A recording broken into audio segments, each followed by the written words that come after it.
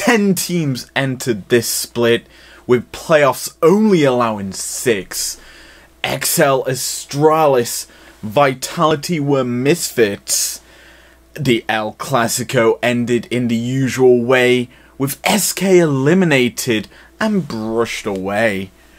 Round 2 produced some utter shock, as the null fear attitude from Schalke left Fnatic unable to recover from the knock. The former world champs were knocked out here, which meant we had new finalists who had to appear. However, Schalke could never be Vogue. Their null fear attitude had gone rogue.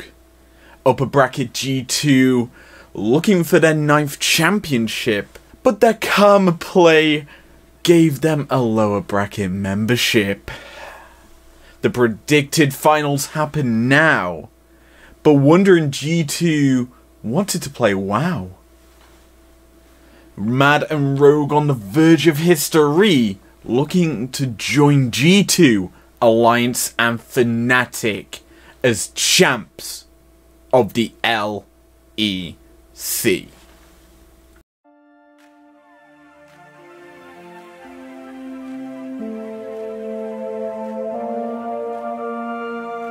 Welcome, ladies and gentlemen, to Rogue vs the Mad Lions for the title of Best in Europe and the coveted LEC trophy. This is an absolute barn burner, and let's just get straight into the action, kicking it off with game number 1.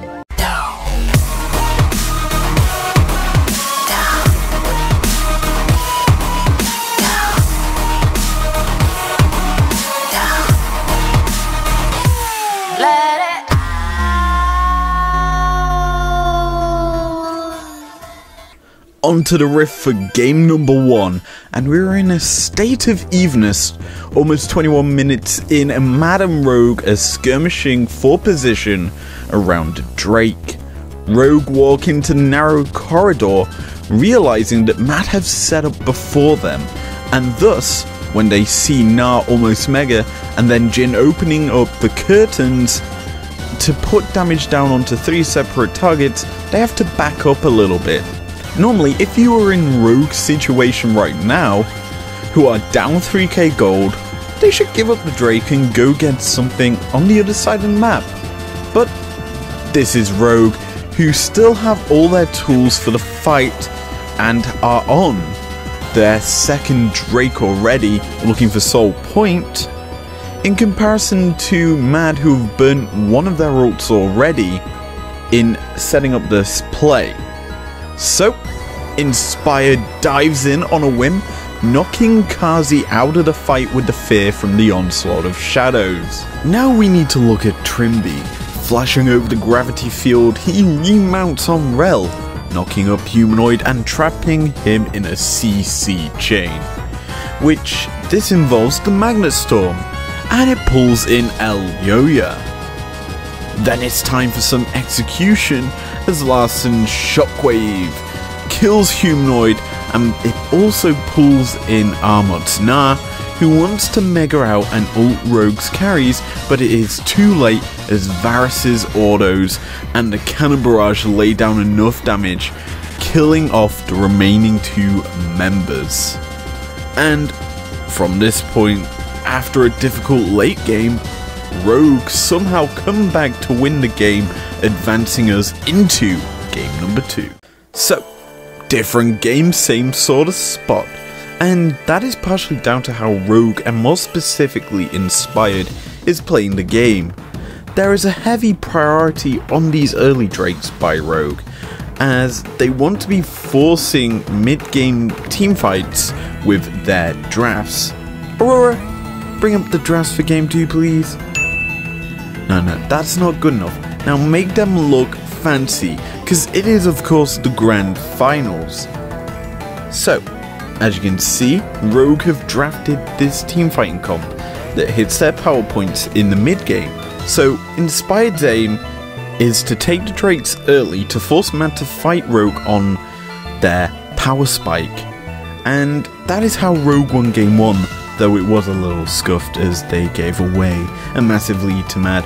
But in this game, it was completely different. Rogue had firm control throughout. But you have to criticize Mad in how this fight went, as Mad, and more specifically Armut, in essence, he thinks that he has caught Hans Sommer and wants to kill him by narring out. But Hans has the damage and his team collapsing quicker, thus burning Armut's flash before the full engage happened. Then Mad appear to have split calls as Elyoya wants to go in, but the rest of Mad want to dip out. And if you notice what happens, Kazi and Humanoids say nah fam, we outie, as they watch the house burn.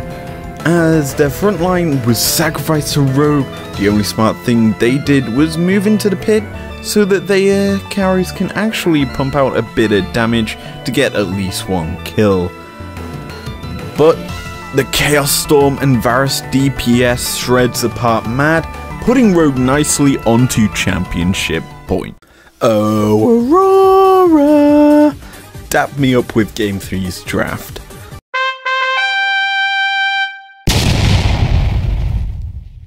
Ooh, I like that little spicy touch that you've added. Now, as you may see, Rogue have literally gone rogue with their draft, going from that winning strat of drafting team fighting, and they've gone for an early game siege style with Tristan Kate as the major turret players. As such, when they are forced into a mid-game team fight, they don't pose the same threat as their game 1 and 2 comps, in which we see here in 27 minutes into game 3, with Baron in hand, Rogue are doing what their comp does best, being attractive. But what happens when Rogue don't clear vision and overstep? Well, the man with the death stare gets the TP behind them on his signature Wukong pick. Larson is forced to rocket jump early, meaning it's easy pickings for Armut to get onto and unleash the Cyclone. What's more, it is whiff central as the Onslaught of Shadows fails to hit the Wukong and the Shockwave gets black shielded. Now, the fight gets very interesting and split into two, with Rogue's only frontline protecting Larson. The rest of the Mad Lions turn onto the remaining 3 members of Rogue. Trimby, who was in status, tries to sacrifice himself instead of his backline, but the status is costly as he cannot actually protect Hans Sommer from the Flash Bear Slap, in which Kaiser flashes also to pile on even more CC. What's more, Trimby black shields himself once he comes out of status instead of Hans Sommer, meaning one of Rogue's primary DPS is taken out very quickly, and from there it's like ordering pizza as Rogue fall like Papa John's. Wait, wrong company. They fall like dominoes! And with that, the finals puts a series on our hands. Aurora, mush onto game 4, please. It feels like every game 4 in the Anarchy Analysis series is me ragging on a team's mistakes, or how a team won the series this playoffs. But not today, because finally we have 5 full games of League, and what's more, it's the grand finals living up to the hype. Now, game 4, both teams have a strong mid-game team fighting comp, and oh boy, are we about to see them explode. In essence, Rogue are alerted to the Mad Lion's attempt to crush Hans Sommer, who is farming on his own in the bot lane, when Elyoya goes over a ward, and thus the entirety of Rogue goes to the bot side, and Elyoya actually spots this, in which leads to Mad forcing their play early, as the Destiny Gate is opened up right next to the Varus. The gold card lands, but this fight is Hans favoured as he cleanses the stun, lands the Chain of Corruptions, and Humanoid is forced to flash away into the Blooming Blows from Lilia, forcing TF to sleep. Then it's very easy for the DPS of Rogue to take out the Alistar, trying to block for his mid laner and then take out Humanoid, who only just woke up. And you may be thinking, hey, this fight is over. GG's Rogue, you win the series and are the LEC champs. Well, Alyoya and Kazi stick around, looking to maybe pick off someone from Rogue who's going to stop Armut's mid lane push. And while they do get sweeper spotted, they still have enough quick DPS tools to take out Trimby. Now revealed, Rogue looked to pick up the 2 Braum killers, and Varus from downtown fires the arrow, piercing through the heart of Kazi, killing him off in a trade for Inspired. But Rogue don't expect the Monkey King, who has all his tools and is near Udyr, and Odo becomes a dodo as his life becomes extinct to the Cyclone of Death. This evens out the kills in the fight, but with Armut pre-pushing the mid and the Herald in Alyoya's pocket, Mad have basically the best 2 members up for them to get themselves more tempo on the map, as well as a free mid lane turret, and with that, taking us through to Silver Scrapes. Ooh baby, game 5, Rogue dominated for 33 minutes, but one team fight changed the flow of time and the result of this series. Mad basically turned to the Baron, which forces Rogue into the claws of the Lion. Rogue's Tom Kench and Udyr got sectioned off from their team thanks to a lovely gravity field basically in the choke point between the Baron River and the blue side jungle.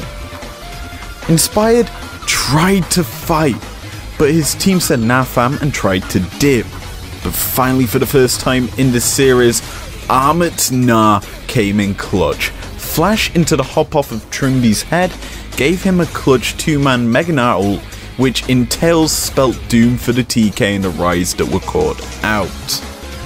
Now in a 2v5, Hans Sama was left to die, trying to buy time against the 5 Mad Lions who had their minion wave into perfect position to get this game and reverse sweep Rogue for their first LEC title.